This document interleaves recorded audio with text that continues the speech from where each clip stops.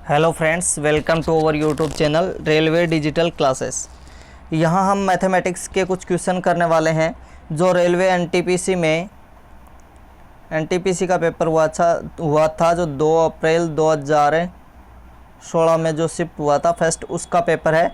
उसके मैथमेटिक्स के ये क्वेश्चन है। इन क्वेश्चन को मैं इस तरह से हल करवाऊँगा जैसे आपको लगेगा कि मैथमेटिक्स बहुत ही ईजी सब्जेक्ट है। देखो, मैथमेटिक्स वैसे हार्ड सब्जेक्ट है नहीं जितना हम खुद उसे बना देते हैं। अब देखो इस सवाल देखिए पहले। यदि 3 संख्याएं 2:3:5 के अनुपात में हैं तो उनका योग जो है, योग का दुगुना क्या है, 100 है। तीनों में से सबसे बड़ी संख्या का वर्ग कितना होगा? तो देखो संख्याएं क्या हो गई, 2:3:5 है।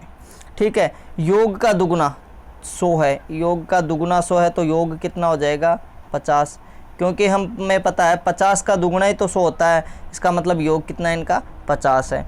अब किसी भी संख्या है उसका योग आपको दिया हुआ है, अनुपात में अनुपात दिया है और योग दिया है, तो हम उनमें से संख्या निकाल सकते हैं। अब देखो पहली संख्या निकालना है तो पहला अनुपात कितना है, 2। अनुपातों का योग कितना है, 2 और 3 5 और 5 10, यानी सारे अनुपातों का योग कर लो, कितना हो गया 10।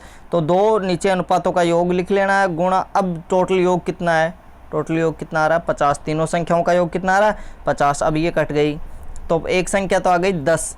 इसी प्रकार दूसरा अनुपात बट्टा अनुपातों का योग कितना, 10 और गुणा कुल संख्याओं का योग 15। इसी प्रकार तीसरी संख्या कितनी आ जाएगी, 25 आ जाएगी।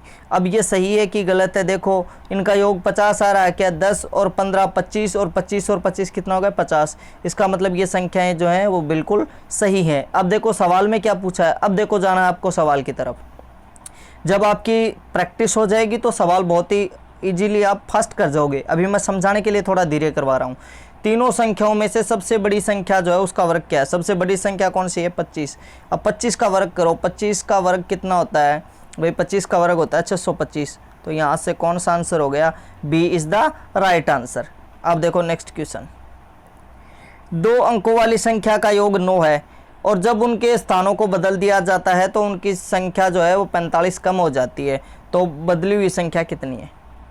अब देखो संख्या का योग 9 होने का मतलब या तो 72 हो सकती है, 7 और 2 9 हो गए, या कितनी हो सकती है, 45 और 54 हो सकती है, या फिर 6 और 3 ये वाली हो सकती है। इनके अलावा कोई संख्या हो नहीं सकती।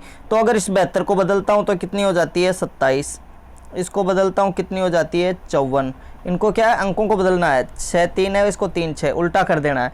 अब देखो उल्टा करने पर 45 का डिफरेंस किस में आ रहा है, इसमें 45 का डिफरेंस आ रहा है, इसमें कितने का आ रहा है, 9 का आ रहा है, और इसमें कितने का आ रहा है, इसमें आ रहा है 24 और 3 27 का। अब आपको क्या पूछा है, आपको जो पूछा है कि 45 कम होनी चाहिए, तो 45 किस में हो रही है, 72 से 27 करेंगे तभी तो 45 कम हो सकती है। इसका मतलब पहले संख्या 72 थी और अब संख्या 27। अब आपको अगर पूछा गया हो कि संख्या पहले क्या थी तो फिर तो आंसर होगा 72। अगर आपको यहाँ पर पूछा है बदली हुई संख्या, तो हमने बदल कर क्या रखी है, संख्या 27 रखी है, तो यहाँ पर डी आंसर सही होगा। अब देखो यहाँ पर सवाल को पूछने का तरीका है ना, वो बदलते इस आंसर बदल जाएगा। अगर ये पूछ लेता कि संख्या क्या थी तो संख्या थी 72। अब पूछा है कि बदली हुई संख्या क्या है, तो बदली हुई संख्या क्या है, 27 है। नेक्स्ट क्वेश्चन देखो, 52 54 55 56 55 54 53 55 53 51 57 का बहुलक ज्ञात करो। अब जो संख्या ज़्यादा बार आ रही है वही उसका बहुलक हो जाता है, वही उसका मोड हो जाता है। अब देखो इसमें से कौन सी ज़्यादा आ रही है, 55 2 बार 3 बार 3 बार आ रही है 55, ठीक है।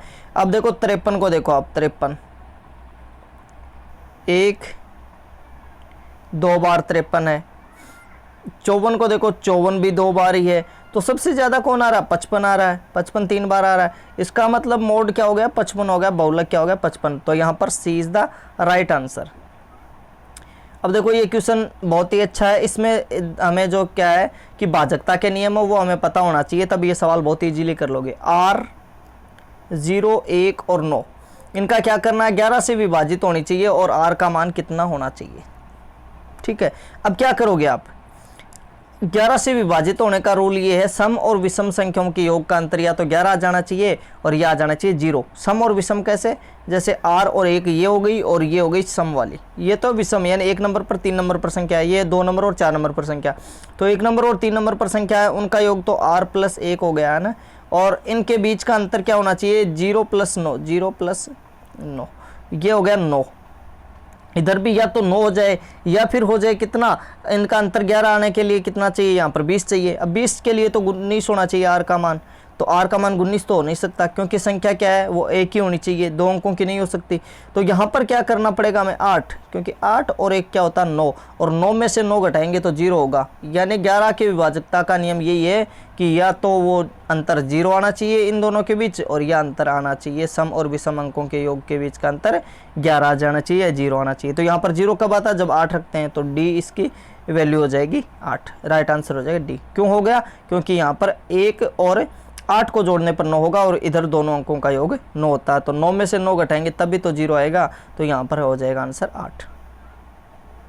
अब देखो नेक्स्ट क्वेश्चन, एक 20 मीटर लंबी सीढ़ी एक खड़ी दीवार पर टिकी है। अब देखो इसको थोड़ा चित्र बना लो फिर आपको समझ में आ जाएगा ये। अब देखो 20 मीटर लंबी सीढ़ी है, तो 20 मीटर होगी लंबी सीढ़ी, ठीक है। अब देखो ये है जमीन से 30 डिग्री का कोण, यहाँ पर ये कोण है 30 डिग्री। सीढ़ी की दीवार से कितनी ऊंचाई तक पहुंचेगी, यानी ये ऊंचाई हमें बतानी है, ये h। ये यहाँ पर क्या है, लंब है, लंब। अब यहाँ पर हमें किस में देना है, या तो लंब और कर्ण में मिलेगा, तो यहाँ पर लंब ज्ञात करना और कर्ण दिया हुआ है। तो L और K के बीच क्या संबंध होता है, L और K के बीच होता है साइन थीटा का, L और K के बीच साइन थीटा का संबंध होता है, यानी L/K बराबर होता है साइन थीटा।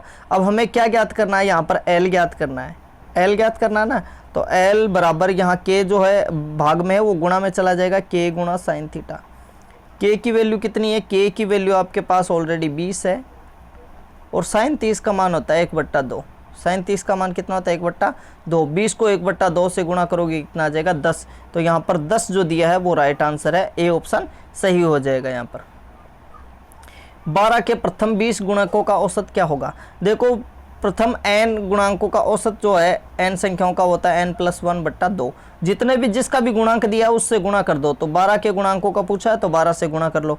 अब देखो 12 गुणा, यहाँ पर देखो 20 + 1/2, 2 से डिवाइड करूंगा तो 12 छिक्के मतलब 12 दूनी सॉरी 6 दूनी 12, यानी 6 बार चला गया। अब 6 को किस से गुणा करना है, मुझे 6 को गुणा करना है इधर जो कोष्टक में 21 इससे, तो 6 को 21 से करोगे तो कितना हो जाएगा 126 आ जाएगा। तो यहाँ पर राइट आंसर क्या होगा 126।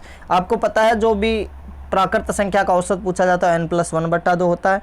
यहाँ पर आपको पूछा है कि गुणांक भी साथ में दिया 12 का गुणांक, तो जितने का गुणांक है उसको गुणा कर दो साथ में, तो 12 गुणा n + 1, n की वैल्यू यहाँ पर 20 है ही ऑलरेडी, तो इससे 126 हो गया। 30 आदमी 5 घंटे में एक काम को कर सकते हैं, 16 दिन में कर सकते हैं, 5 घंटे काम करते हैं एक दिन, प्रतिदिन 5 घंटे। उसी काम को 40 आदमी प्रतिदिन कितने घंटे काम करें कि प्रतिदिन 1 घंटे काम करें तो फिर कितने दिन में होगा। तो देखो ऐसे सवाल को कैसे हल करोगे, जितना इधर टाइम है 16 बटा इधर वर्क, यानी वर्क एक ही काम है, इधर 1। अगर यहाँ पर दुगना होता ना तो फिर यहाँ पर 2 लेते हम नीचे दूसरी वाली कंडीशन में। अब देखो यहाँ पर 40 गुणा, यहाँ पर क्या लोगे आप 4 दिन, 4 घंटे प्रतिदिन काम करते हैं यहाँ पर 4 घंटे, तो ये 4 हो गया। और यहाँ पर क्या पूछा आपको कितने दिन, तो दिन डेज में पूछा है, काम वही उतना ही है जितना यहाँ पर काम है उतना ही इधर काम है, तो बराबर हो गया, कोई दिक्कत नहीं। यहाँ पर देखो ये डिवाइड हो जाएगा, ठीक है। अब यहाँ पर देखो, यहाँ पर अगर आप डिवाइड करोगे तो ये 4 से 4 बार, और ये जो 4 है ये डिवाइड हो गया, तो यहाँ पर हो जाता है 150 दिन। अगर यहाँ पर ये न होकर और यहाँ पर संख्या अगर अलग होती है तो फिर इसको चेंज कर देना। अगर यहाँ पर 6 होती तो 6 से डिवाइड कर देते, मतलब यहाँ पर संख्या कट गई है क्वेश्चन में, तो मैंने यहाँ पर 4 लेके आपको समझा दिया है क्वेश्चन कि यहाँ पर ये तो सारे कट गए, तो यहाँ पर केवल डी बच गया और इधर हो गया एक मतलब 15, सॉरी 150 नहीं है 15 आ गया, 15 आ गया, तो कौन सा हो गया, सी ऑप्शन राइट हो गया। मतलब क्या करना है, दोनों साइड में जो काम है ना, जितना काम है वो भाग में लेना है, बाकी सारी चीज़ें गुणा कर लेनी है। मतलब प्रति घंटे कितना काम कर रहे हैं, कितने आदमी है और कितने दिन है, बस वो सारे गुणा कर लेना। और जितना काम है, यानी कई बार क्या देता है उससे दुगना काम करवाता है, तब यहाँ पर ये 1 और ये जो 2 है इसकी वैल्यू आती है, मतलब समझ में आती है। अब देखो 55, 53, 56, 59, 61, 69, 31 संख्या की माध्यिका ज्ञात करनी है। माध्यिका ज्ञात करने का मैंने तरीका बताया। सबसे पहले क्या करना है, आपको बढ़ते हुए क्रम में लिखना है। 31 के बाद आप क्या लोगे, 53, 53 के बाद 55, 55 के बाद 56, 56 के बाद 59, 59 के बाद 61, 61 के बाद 69। कितनी संख्याएं हैं देखो, 1 2 3 4 5 6 7 संख्या है, तो जस्ट बीच की संख्या ले लो। ये 3 इधर छोड़ दी, 3 इधर छोड़ दी, 56। तो यहाँ पर राइट आंसर हो गया 56। अगर सम संख्या होती तो फिर जस्ट आधी कर लेते, जैसे 8 होता तो 8 का आधा चौथी संख्या और 5वीं संख्या दोनों के बीच का लेते हैं, यानी चौथी और 5वीं संख्या को जोड़कर 2 का भाग देकर निकालते। और यहाँ पर विषम संख्या है तो जस्ट बीच का लेना है, यानी 7 है तो 7 के बीच का कौन सी होगी, चौथी संख्या हो गई। तो पहले बढ़ते क्रम में जचाना है और उसके बाद बीच की संख्या लेनी है। ये हो गया इसका माध्यिका।